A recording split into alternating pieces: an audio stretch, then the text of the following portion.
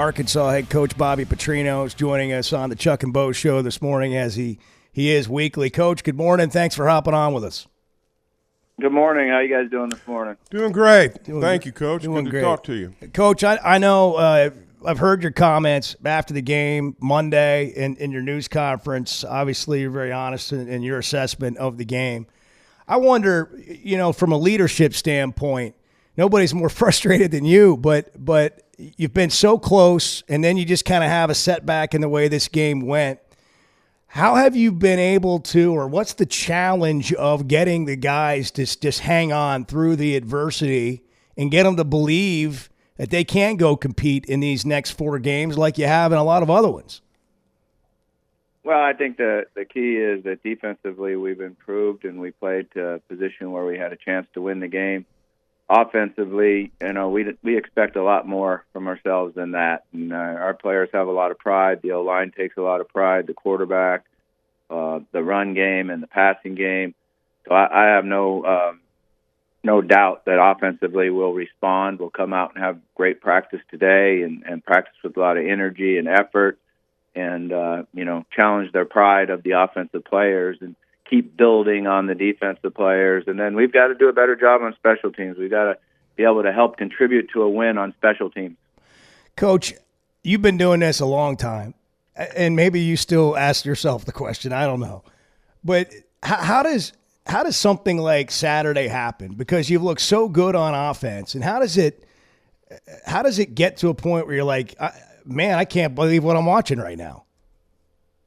Well, the first thing is you got to understand that that's one heck of a defense. There's a reason why they're one of the leading defenses in the country, and particularly against the run.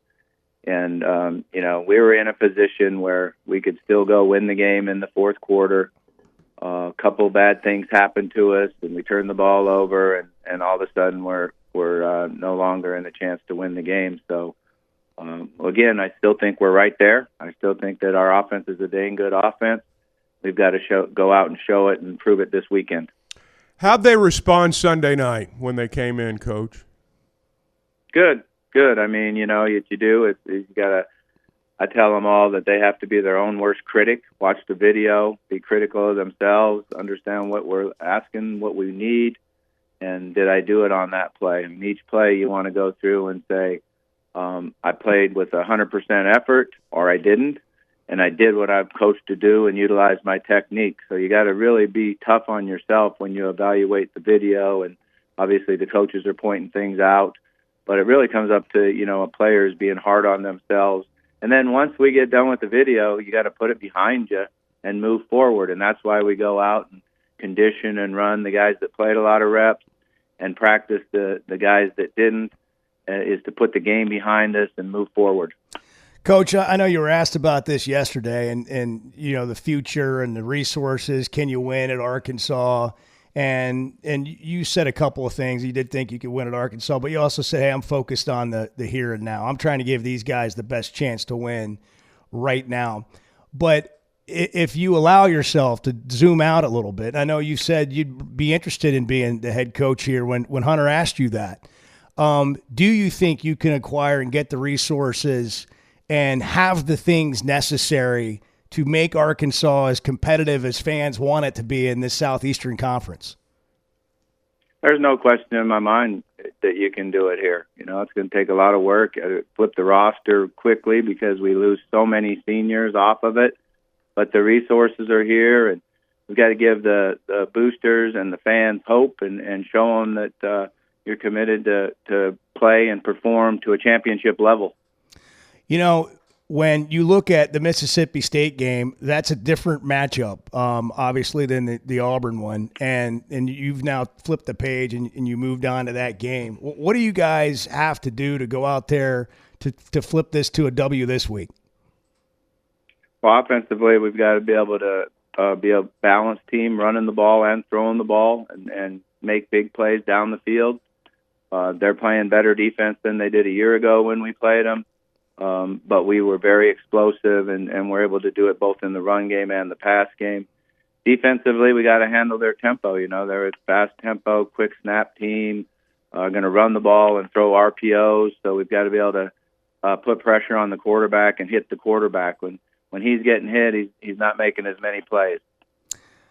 Coach, I got to ask you, like the landscape of college football. I mean, the last 3 or 4 years and what's happened in the portal, NIL, now we got rev share, and then the amount of coaches. I mean, we're at $170 million worth of buyouts mid-season. We got 4 games left to play. It feels like we're in an unprecedented time, and everybody's being asked about it. When these coaches go to their news conferences, it's like, hey, what do you think about Brian Kelly getting fired? What do you think about this guy getting fired? Has something changed? A lot of things have changed, but what's your view of where we are in college football, and how do you navigate all this? Well, I think once the salaries went up for the coaches, it puts a lot of pressure on the fact that you got to win games, and if you're not going to win games, then there's going to be changes made, and right now they're not worried about what they have to pay for the buyouts at some places. So it's just a fact of life in the coaching profession right now. I don't like it that way. Obviously, you'd like to see, like the old days where Woody Hayes is at a school for that long, and other coaches are set for certain points. But that's prior to the revenue sharing and the nil and all the pressure that mounts and to get W's and get wins.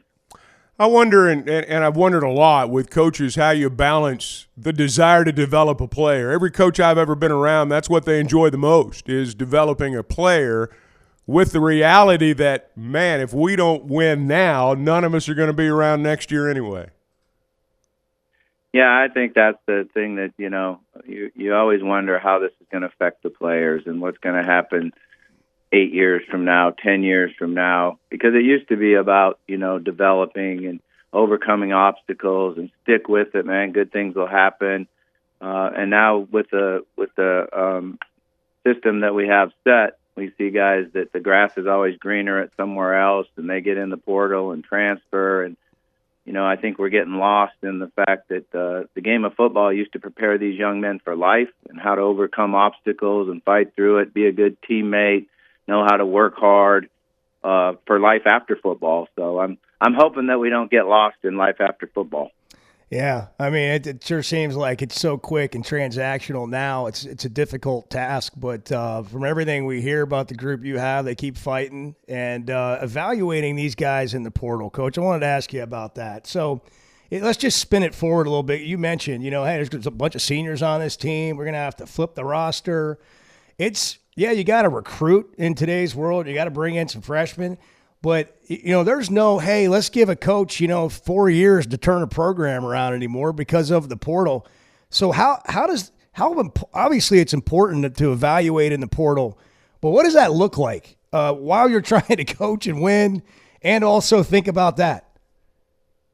I think the greatest challenge is to be able to get to know the young men, understand their background, what they're made of. I think it'll be better now. The window that you have for the portal has changed, and it gives you some time to really do your homework and really get to know young players. But it is the fact of life that you're going to, last year we had 48 new guys in January. So, there's going to be at least that number this year. So you've got to make sure you do your homework, your background. And, I feel like we got good kids here. We got good young kids on offense that are going to develop and get better, but you're going to have to bring in some difference makers.